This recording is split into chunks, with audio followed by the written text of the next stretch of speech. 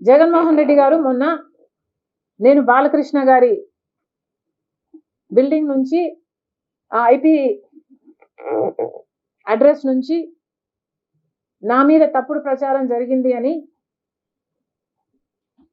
Case పెట్టాను, కావాలంటే నా మాటల్లోనే వినండి అని జగన్మోహన్ రెడ్డి గారు చాలా ఎంటర్టైనింగ్ గా ఒక వీడియో క్లిప్ని కూడా అందరికీ చూపించడం జరిగింది. చాలా సంతోషం.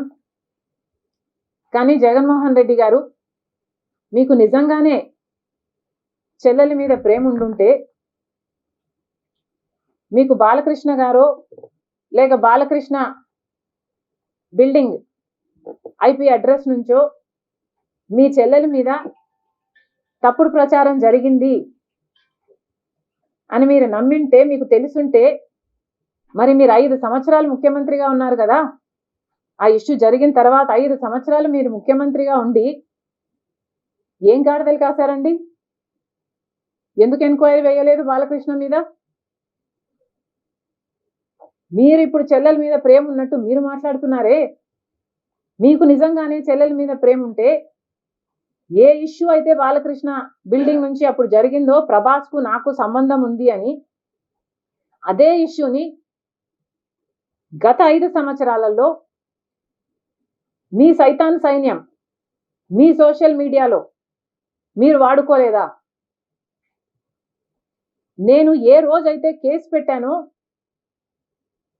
ఇలా జరిగింది, నా మీద తప్పుడు ప్రచారం జరుగుతుంది అని ఏ రోజైతే కేసు పెట్టానో ఆ రోజే నేను ప్రభాస్ అన్న వ్యక్తిని ఇంతవరకు చూడలేదు అని చెప్పాను. ఈ రోజుటికి కూడా నాకు ప్రభాస్ అంటే ఎవడో తెలియదు.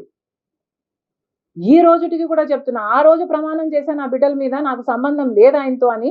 ఈ రోజు మళ్ళీ చేయడానికి కూడా చెప్తున్నా, నాకు సంబంధం లేదు ఆయనతో. నా బిడ్డల మీద ప్రమాణం చేసి చెప్తున్నా. జగన్మోహన్ రెడ్డి గారికి ఇవన్నీ తెలిసి కూడా నాకు క్యారెక్టర్ లేనట్టు, నాకు ఆయనతో సంబంధం ఉన్నట్టు గత 5 సంవత్సరాలలో మీ సైతాన్ సైన్యం చేత ప్రాపగాండా చేయించలేదా? మీకా చెల్లెల మీద ప్రేమ ఉన్నది, సిగ్గుండాలి కదా.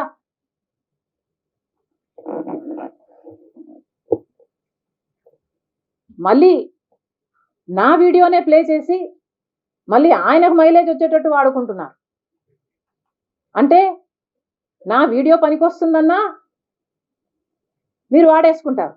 సో మీరు చెల్లెల్ని వాడేసుకుంటారు, మీరు తల్లి మీద కేసైనా పెడతారు, మీరు నాన్న పేరుని సిబిఐ ఛార్జ్ షీట్లో అయినా చేర్పిస్తారు. మీరేమైనా చేయగలరు, మీకు మీరే సాటి సార్.